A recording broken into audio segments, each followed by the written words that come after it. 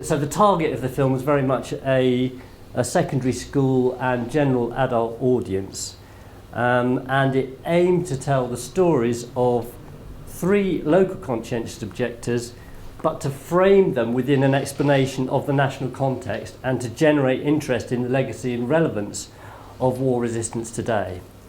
2 of the cases are fairly typical of COs almost anywhere in the country. One of them, the case of Howard Martin, is somewhat more unique. And also we cheated because he's not really from Watford.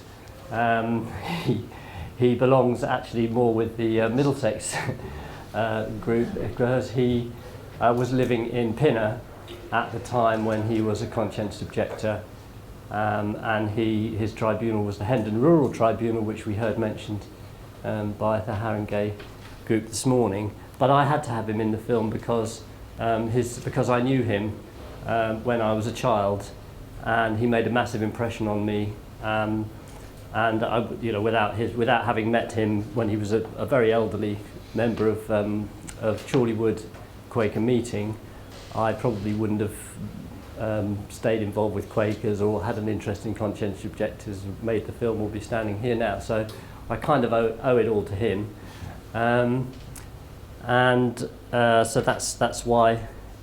And his story, I think, is a particularly exceptional because he was the first conscientious objector to be sentenced to be shot,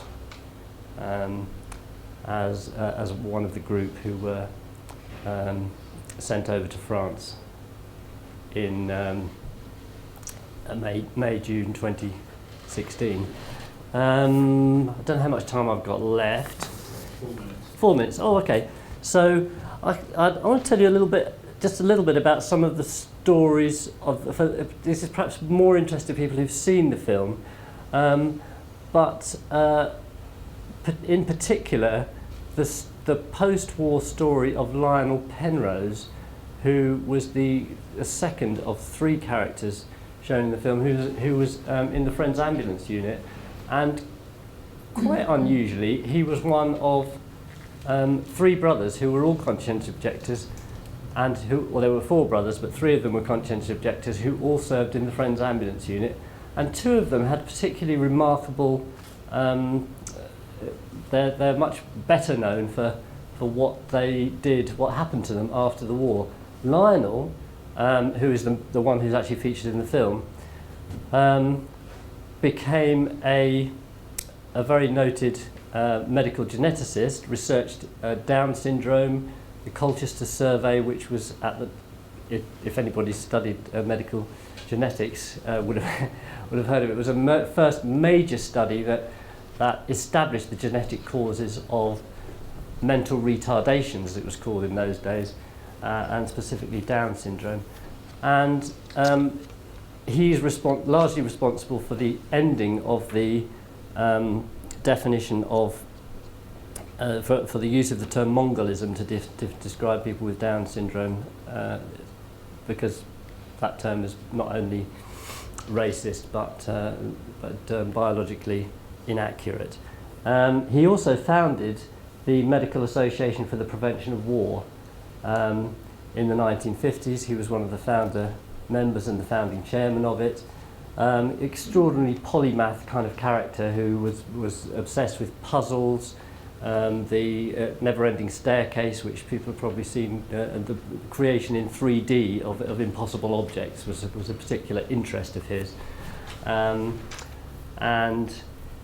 2 minutes, okay. And his younger brother, Roland, equally fascinating, a British surrealist artist, patron of surrealism, brought in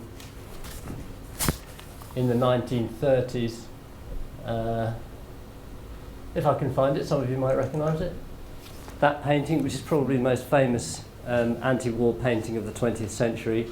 Roland Penrose, Lionel's younger brother, was responsible for bringing it to Britain in 1939 in order to raise funds for the Spanish Republican cause in the Civil War.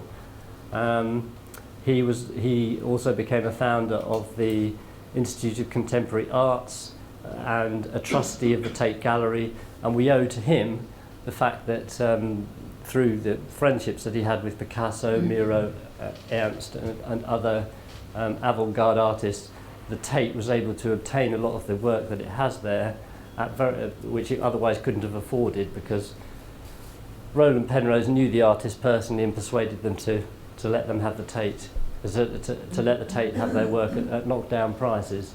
So what the point of telling this story is really about the ways in which the influence of their these two brothers, their pacifist beliefs. They weren't active Quakers in their subsequent lives. They were conscientious objectors because they were Quakers and because of their upbringing. But I'm always interested in the ways in which the influence of pacifism, Quaker beliefs, the conscientious objector experience, how that plays out in the subsequent lives of those who went through it.